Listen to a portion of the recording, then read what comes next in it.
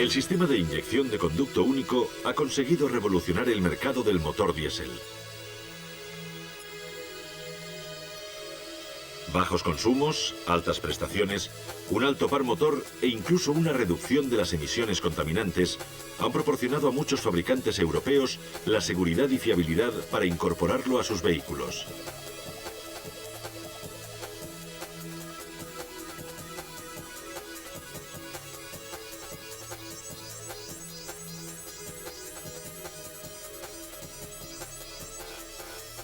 Esta masiva aceptación en el mercado obliga a la necesidad de que el técnico conozca con detenimiento el funcionamiento del sistema.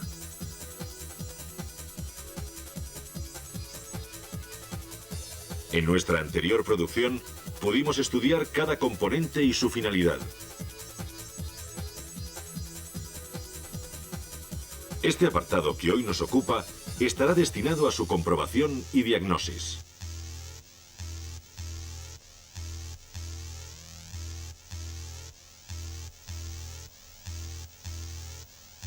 Antes de cualquier intervención, debemos tener en cuenta que se trabaja con un sistema de inyección de elevadas presiones que pueden llegar a ocasionar graves accidentes al técnico si su manipulación no es correcta.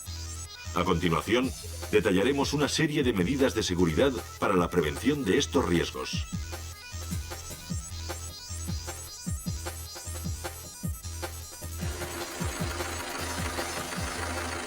Si tenemos el vehículo arrancado, no debemos intervenir en el circuito de alta presión. Por tanto, se evitará el contacto con el chorro de los inyectores y la aproximación de la mano a zonas con pérdidas de combustible.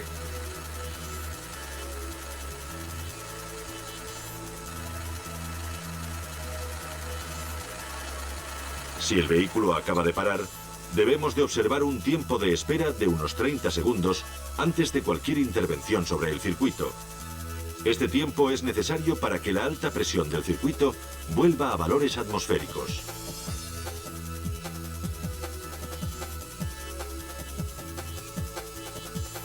Para concluir, no aplicar tensiones de 12 voltios a los inyectores, ya que existen graves riesgos de que se produzca la destrucción de estos.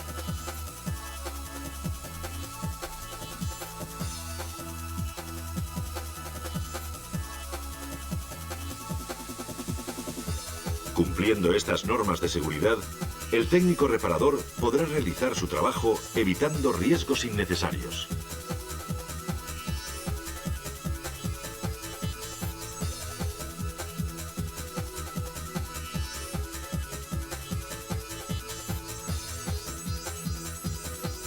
Como ya es de todos conocido, antes de cualquier verificación eléctrica al sistema, debemos tener la certeza de que todo el circuito hidráulico trabaja correctamente.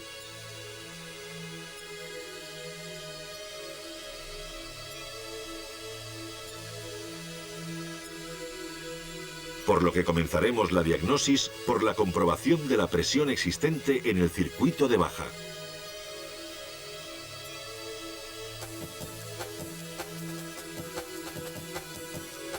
Para la verificación de este circuito, utilizaremos un manómetro de presión que intercalaremos entre el filtro y la bomba de alta presión. Si el motor se encuentra arrancado, las presiones obtenidas deben situarse entre los 1,5 y los 3,5 bares de presión.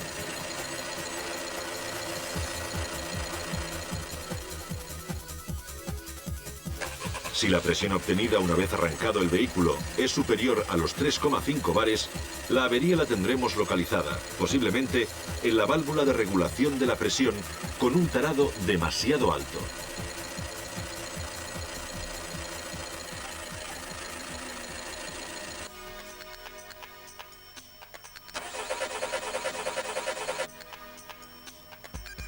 Por el contrario, si el valor de la presión no supera los 1,5 bares, también puede venir determinada la avería, como en el caso anterior, por un problema de regulación en el tarado de la válvula o por el funcionamiento inadecuado de la bomba eléctrica de cebado.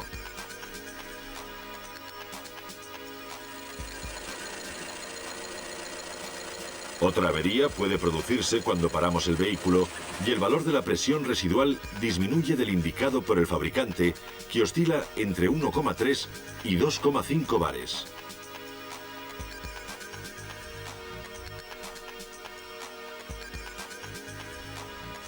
En este caso, arrancaremos el vehículo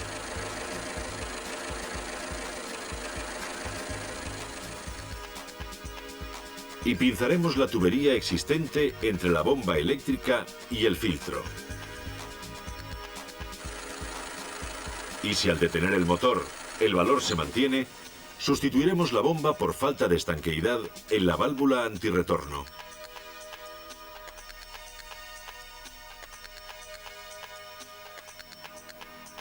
El valor de la presión existente en la tubería de retorno es otra verificación importante al sistema. Si el motor se encuentra parado, conectando el manómetro entre la tubería de retorno de la bomba y el filtro de combustible, el valor reflejado debe situarse entre 0,2 y 0,9 bares.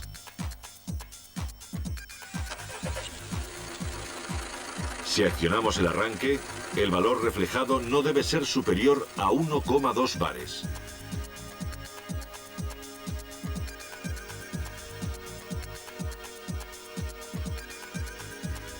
La siguiente comprobación es la presión alcanzada en el circuito de alta. Debido a los altos valores que se alcanzan en este sistema, la colocación de un manómetro a la entrada de la rampa supondría un alto riesgo. Actualmente, un instrumento de medición de gran utilidad y aplicación en el sector de la reparación es la utilización de los lectores de unidades de control.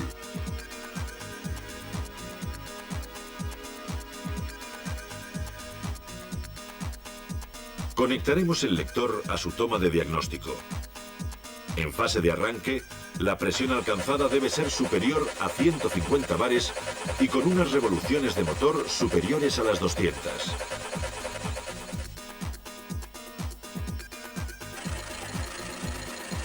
En estado de ralentí, la presión alcanzada será de unos 298 bares.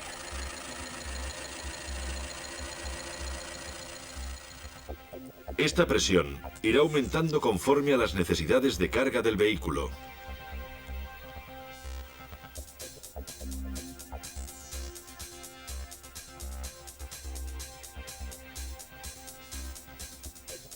Pasamos ahora al apartado de gestión y control electrónico del sistema Common Rail.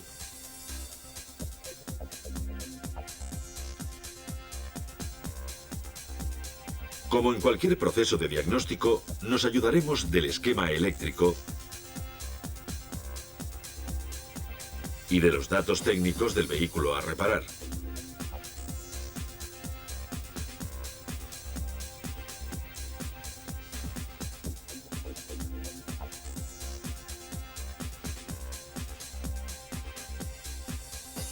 Comenzaremos por el relé doble que incorpora el sistema, el cual gestiona la unidad electrónica de inyección y la bomba eléctrica de alimentación.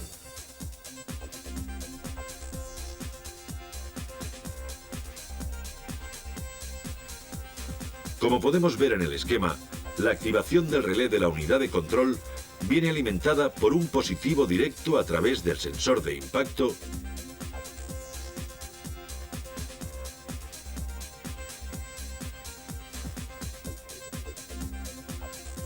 y la masa a través de la unidad de control.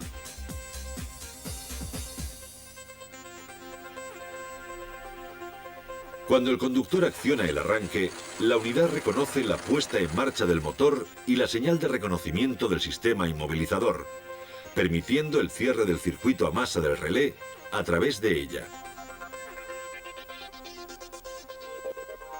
En ese instante, el relé se activa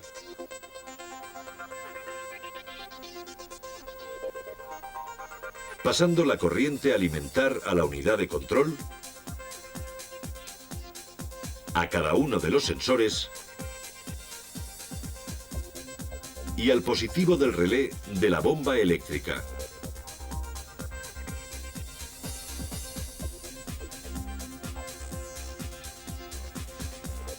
Como el vehículo está siendo arrancado, la unidad también permitirá el cierre de circuito a masa del relé de la bomba, y en ese instante, la bomba se pondrá en funcionamiento.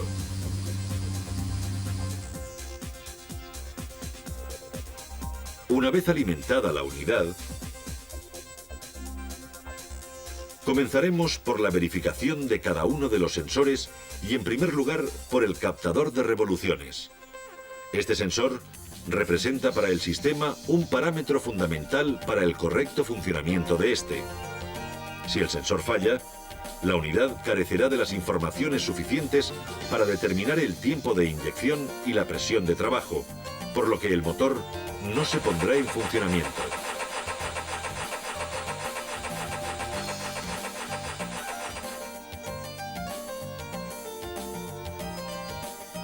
Empezaremos por la medición de la tensión alterna generada por el captador a velocidad de arranque.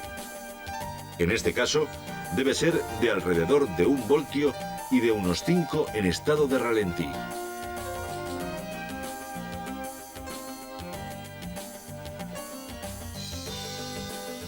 La misma comprobación la podemos realizar con la conexión del osciloscopio. En este caso, nos debe aparecer la onda senoidal característica de este tipo de corriente alterna, que variará de tensión y frecuencia con relación al número de revoluciones. Otra verificación sería comprobar el valor de su resistencia interna, que es de unos 500 ohmios.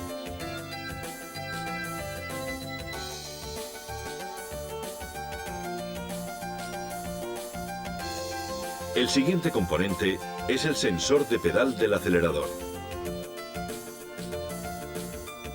Cuando este sensor falla, el sistema pasa a la fase de emergencia. Uno de los síntomas claves en el motor es un funcionamiento regular del vehículo en cargas medias y bajas, pero por el contrario no alcanza sus prestaciones máximas ni en velocidad ni aceleración.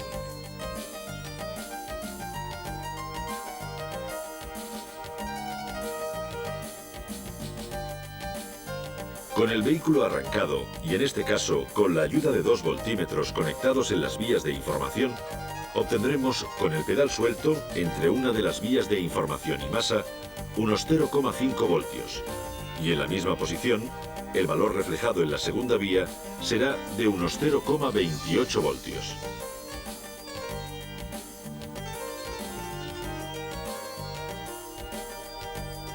Y con el pedal a fondo, en una vía de información obtendremos un valor de tensión de 3,35 voltios y en la segunda vía 1,16 voltios. En la progresión del estado de ralentí hasta la plena carga, debe producirse un aumento progresivo de las tensiones de información, sin que se produzcan cortes o alteraciones en los valores reflejados.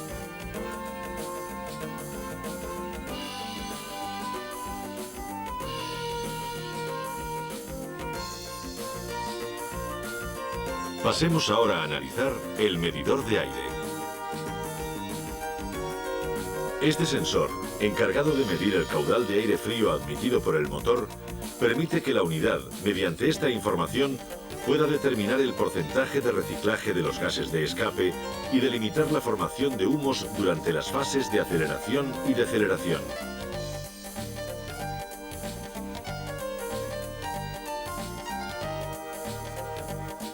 Está constituido por 6 vías, 2 para la información de la temperatura del aire, un positivo de alimentación del relé de inyección, 2 masas y la información del caudal del aire.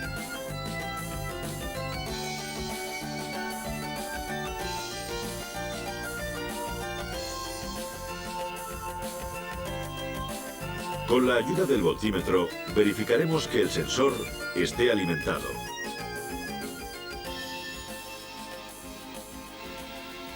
Y que la información del caudal del aire varíe en función de la carga, desde unos 0,1 voltios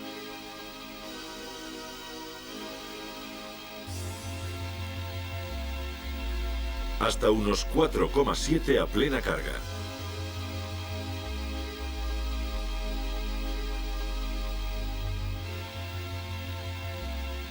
Para la verificación del correcto funcionamiento de la NTC de aire, bastará con la medición de la resistencia.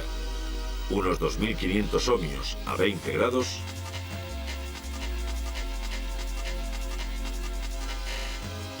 y unos 300 a 80 grados.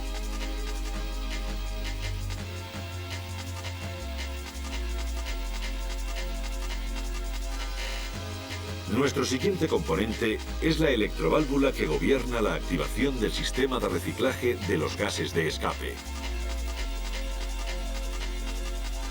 Como podemos observar, incorpora el potenciómetro encargado de informar a la unidad de control de la posición de la válvula y, por lo tanto, de la cantidad de gases que son introducidos al colector de admisión.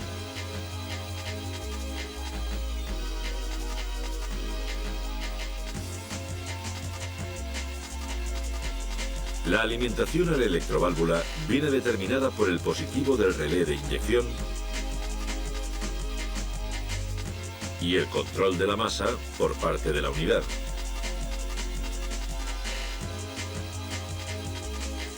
El potenciómetro es alimentado con una tensión de 5 voltios.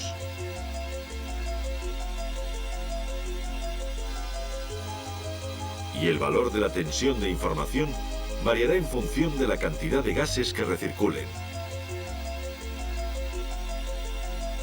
El valor de resistencia de estas electroválvulas oscila entre 6,5 y 20 ohmios.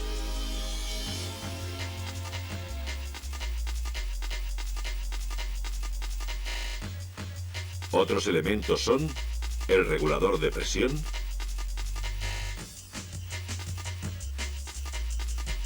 y la electroválvula de desactivación del tercer pistón. Como ya sabemos, ambos se encuentran instalados en la bomba de alta presión. El regulador de presión está formado por una electroválvula alimentada por la unidad de control con una tensión de 12 voltios.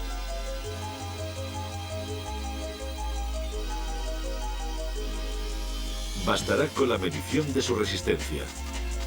Conectando el ómetro entre las dos vías de la electroválvula, obtendremos alrededor de unos 2,3 ohmios.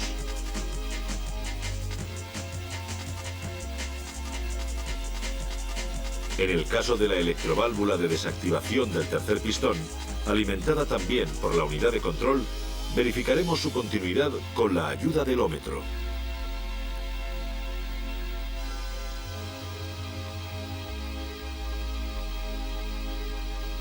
En este caso, su valor de resistencia es de aproximadamente unos 25 ohmios.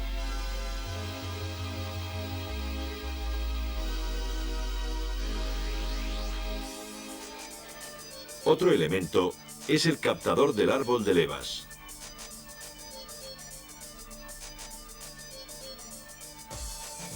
Este sensor, al igual que el captador de revoluciones, es parámetro fundamental para el correcto funcionamiento del sistema. Si este falla, la unidad de control desconocerá el orden de apertura de los inyectores debido a que es un sistema de inyección secuencial y, por lo tanto, el motor se parará. El captador está alimentado por el relé de inyección y cierra circuito a masa por la unidad de control. La tensión de información dependerá del régimen de giro del motor.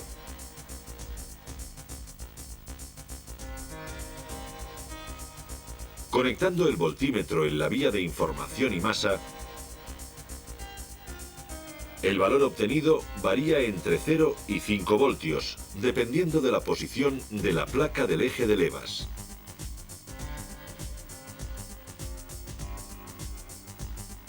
Estos sensores se caracterizan por llevar regulación del entrehierro. Si los valores de tensión obtenidos no se ajustan con los determinados por el fabricante, debemos comprobar la distancia entre el sensor y la corona. Si la verificación la realizamos con el osciloscopio, en la pantalla nos aparecerá la señal digital de forma almenada que variará de frecuencia en función del régimen de revoluciones.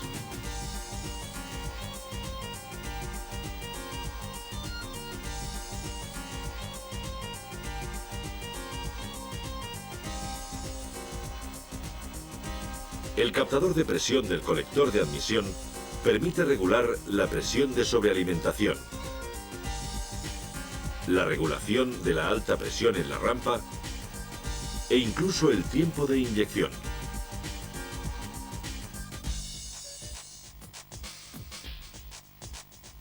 El sensor está alimentado por una tensión de 5 voltios a través de la unidad y una vía de información.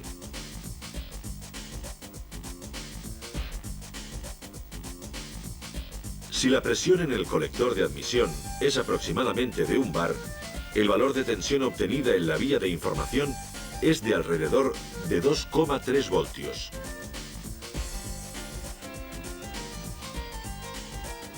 Si el valor de la presión aumenta a 1,50 bares, la tensión de información será de unos 3,2 voltios. Y con 2 bares de presión se obtendrá un valor de unos 4 voltios.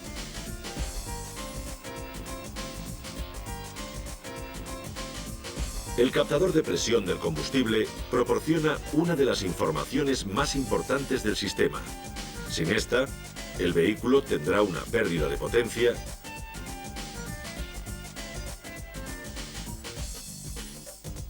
y se suprimirá la regulación de la presión de sobrealimentación.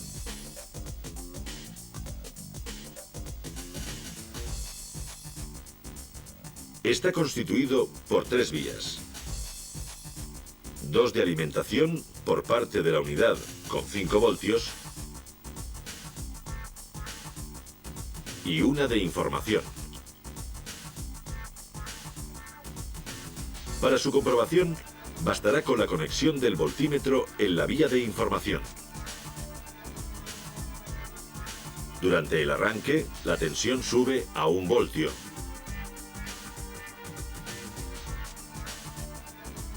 Y con el motor en marcha debe variar entre 0,3 y 4,7 voltios.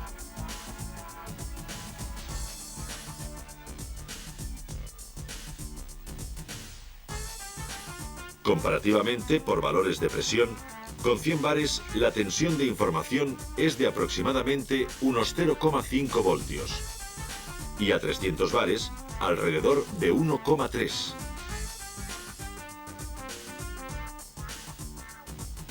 El siguiente componente es el captador de temperatura del gasoil. Con esta información, la unidad de control permite calcular la densidad del combustible y ajustar el caudal de carburante.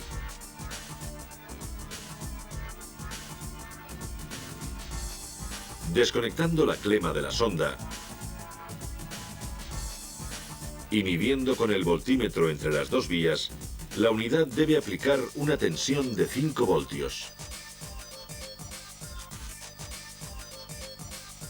Siendo una resistencia de coeficiente negativo, podemos tomar como referencia de su correcto funcionamiento su valor de resistencia. Estando el gasoil a unos 25 grados, su valor será aproximadamente de unos 2400 ohmios. Y a 80 grados, 270 ohmios.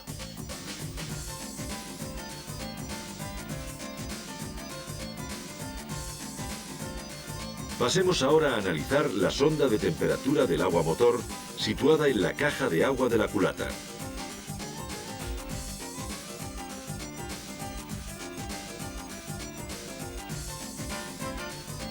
En el caso que nos ocupa, es de 4 vías de conexión. 2 para el cuadro de instrumentos y las otras 2 para informar a la unidad.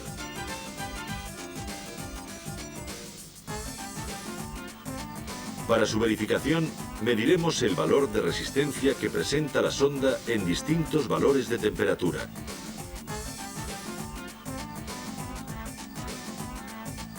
A unos 20 grados centígrados, el valor de la resistencia es aproximadamente de unos 6200 ohmios. A 80 grados, unos 600 ohmios. Y a 100 grados, 320 ohmios.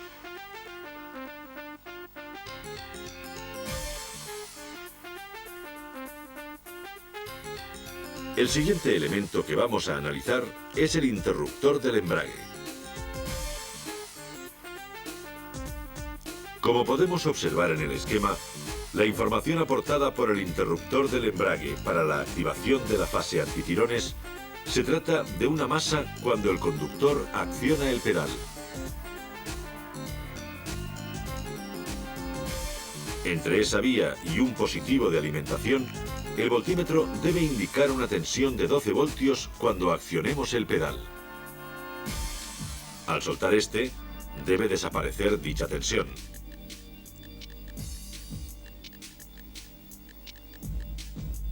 Del mismo modo, la fase antitirones queda activada cuando accionemos el pedal de freno. Pero en este caso, la información recibida por la unidad de control es un positivo de 12 voltios.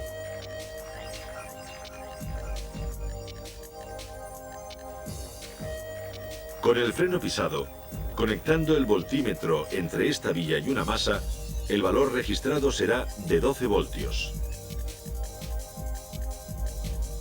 Al soltar el pedal, la señal debe desaparecer.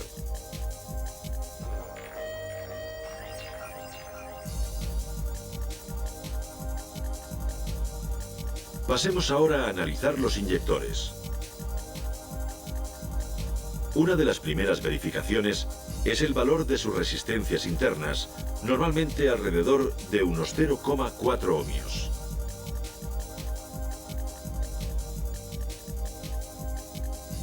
En segundo lugar, verificaremos su proceso de trabajo. La unidad de control puede en todo momento regular la duración del impulso enviado al inyector y con ello modular la apertura de la aguja y la duración del chorro de combustible. Para una correcta verificación de su funcionamiento, utilizaremos el osciloscopio.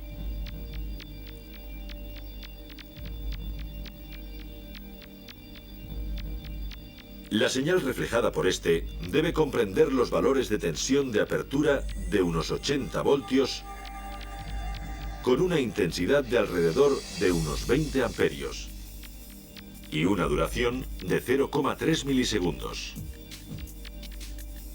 Por otro lado, para la fase de mantenimiento, los inyectores son alimentados con una tensión de unos 50 voltios y una intensidad de unos 12 amperios.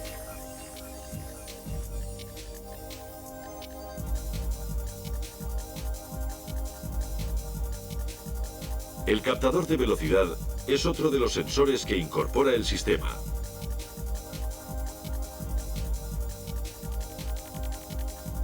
Esta información permite determinar la velocidad del vehículo. La relación introducida en el cambio y reducir los tirones del motor, entre otras funciones.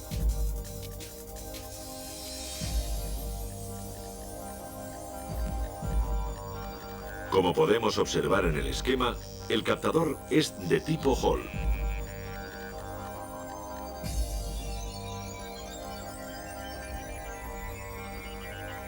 Mediante el voltímetro, verificaremos la tensión de alimentación de unos 12 voltios.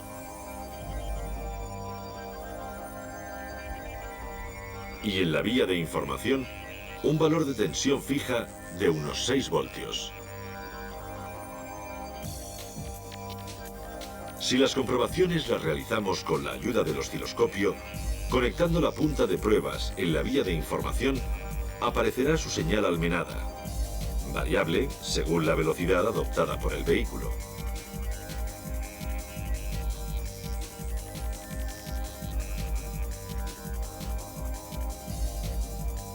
Si la verificación la realizamos con un medidor de frecuencia, con una velocidad de unos 20 km por hora obtendremos unos 20 hercios. A unos 40 kilómetros, alrededor de 40 hercios.